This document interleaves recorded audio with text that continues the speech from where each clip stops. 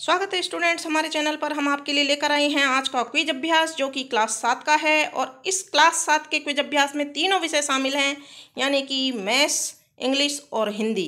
तीनों विषय एक साथ आप देख पाएंगे। तीनों विषय का हमने सॉल्यूशन इसमें एक साथ डाला है और ये 50वें सप्ताह की और 18 जून की क्विज है। तो क्विज को देखने से पहले आप हमारे चैनल को अगर आपने सब्सक्राइब नहीं किया है तो सब्सक्राइब कीजिए, अपने दोस्तों के साथ शेयर भी कीजिए ताकि वो भी इस क्विज अभ्यास को कर सकें। तो शुरू करते हैं। सबसे पहले क्लास 7 की मैथ्स का क्विज अभ्यास। प्रश्न नंबर 1 यहाँ पर दिया हुआ है, एक भाग, जहाँ पर भाग फल की जगह ए बी और नीचे सी लिखा हुआ है। प्रश्न देखते हैं। दी गई दीर्घ विभाजन समस्या में ए बी और सी का मान ज्ञात कीजिए। हम इस भाग को अगर हल करेंगे तो ऑप्शन नंबर 1 यहाँ पर सही उत्तर होगा, तो ऑप्शन नंबर 1 हम यहाँ भर देंगे। प्रश्न नंबर 2 है, फिर से एक भाग है और यहाँ पर पी क्यू आर तीनों का मान देखना है। दी गई दीर्घ विभाजन समस्या में पी क्यू आर के मान हैं, तो यहाँ पर ऑप्शन नंबर 4 सही उत्तर होगा। अगला प्रश्न है, फिर से एक भाग है, यहाँ पर भी पी क्यू आर का मान नहीं दिया हुआ है, तो हम यहाँ देखते हैं ऑप्शन नंबर 2 सही उत्तर होगा। अगला प्रश्न फिर से एक भाग है और प्रश्न है, दी गई दीर्घ विभाजन समस्या में शेष फल क्या है। तो यहाँ पर शेष फल 0 है, 0 दिया हुआ है, तो 0 यानी कि ऑप्शन नंबर 3 यहाँ पर सही उत्तर है। आगे फिर से एक प्रश्न है, 28 में 4 का भाग दिया है। दिए गए चित्र में भाज्य की संख्या की पहचान करें। तो यहाँ भाज्य की संख्या है 28, तो ऑप्शन नंबर 2 यहाँ पर सही उत्तर होगा। अगला प्रश्न है, सही या गलत बताएं। एक विभाजन समस्या का शेषफल हमेशा भाजक से कम होता है। सही, ऑप्शन नंबर 1 यहाँ पर सही उत्तर है। फिर से एक भाग है और प्रश्न है, दी गई विभाजन समस्या में भाज्य है। यहाँ पर भाज्य 38 है, तो 38 यहाँ ऑप्शन नंबर 4 पर है, ऑप्शन नंबर 4 सही उत्तर होगा। फिर से एक भाग दिया हुआ है, प्रश्न है, दी गई विभाजन समस्या के शेषफल की पहचान करें। यहाँ शेषफल 3 दिया हुआ है, तो ऑप्शन नंबर 3 पर 3 लिखा हुआ है, ऑप्शन नंबर 3 यहाँ सही उत्तर होगा। 66 भाग 6 को हल करें और भागफल ज्ञात करें। तो यहाँ 66 में 6 का भाग लगाते हैं तो 11 प्राप्त होता है, तो भागफल 11, ऑप्शन नंबर 4 सही उत्तर है। फिर से एक भाग है और सवाल है आपका, दी गई दीर्घ विभाजन समस्या में पी क्यू आर और एस के मान हैं। तो यहाँ इनके मान हम अगर हल करके देखेंगे तो ऑप्शन नंबर 3 पर सही उत्तर होगा। 48 में 2 का भाग दिया जा रहा है। प्रश्न है, दी गई दीर्घ विभाजन समस्या को हल करें और प्राप्त भागफल की पहचान करें। तो यहाँ ऑप्शन नंबर 2 सही उत्तर है, 24। फिर से एक भाग है और प्रश्न है, दी गई समस्या को हल करें और प्राप्त शेषफल की पहचान करें। तो यहाँ पर ऑप्शन नंबर 3 सही उत्तर होगा।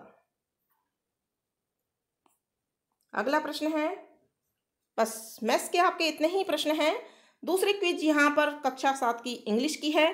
तो इंग्लिश की क्विज में हम देखते हैं, यहाँ पर एक पैराग्राफ दिया हुआ है, इसको आप पढ़ सकते हैं। और प्रश्न है, which festival is celebrated during spring. तो यहाँ पर ऑप्शन नंबर 1 यहाँ सही उत्तर है, बसंत पंचमी।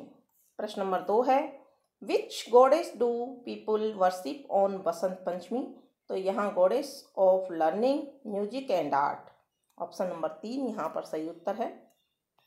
तीसरा प्रश्न है, choose the correct option. The word Basant in the passage refer to खाली जगह कलर। तो यहाँ येलो यानी कि ऑप्शन नंबर 4 सही उत्तर होगा।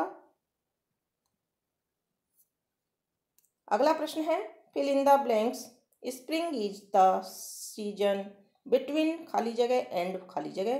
तो यहाँ दोनों खाली जगह में पहले में winter and summer, option number 3 सही उत्तर होगा।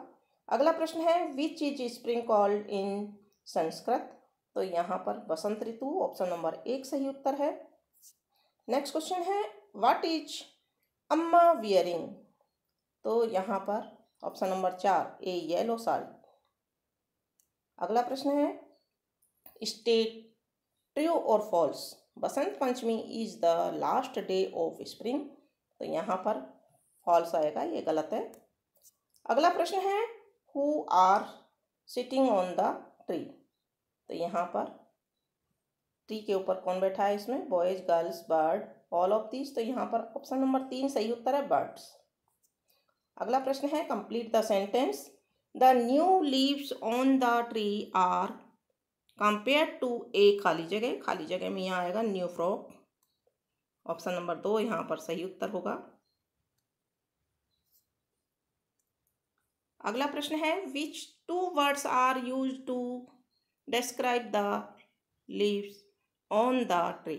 यहाँ पर ऑप्शन नंबर पहला सही उत्तर है, न्यू एंड शाइनी। अगला प्रश्न देखते हैं, अम्मा is wearing A yellow sari. In the given sentence yellow is A and. तो यहाँ पर एडजेक्टिव क्या है? ये एडजेक्टिव। ऑप्शन नंबर 3 यहाँ सही उत्तर है।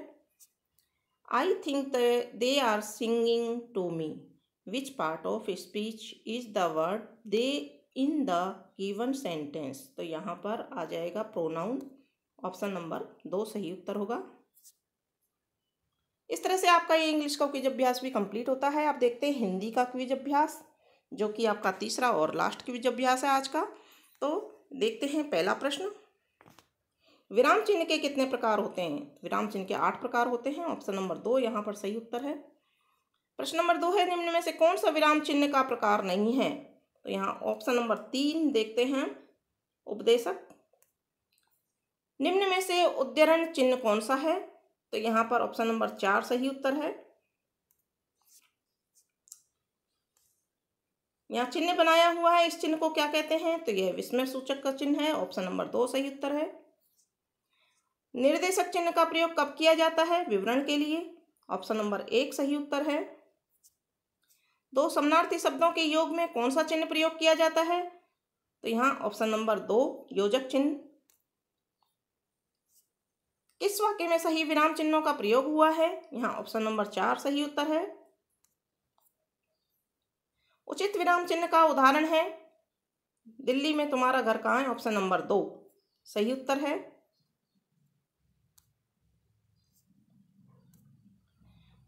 उचित विराम चिन्ह का उदाहरण है, ऑप्शन नंबर 2, हे प्रभु सबका भला करना।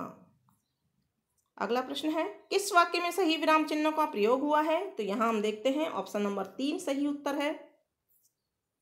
किस वाक्य में सही विराम चिन्ह का प्रयोग नहीं हुआ है? तो यहाँ पर हम देखते हैं ऑप्शन नंबर 4 सही उत्तर है।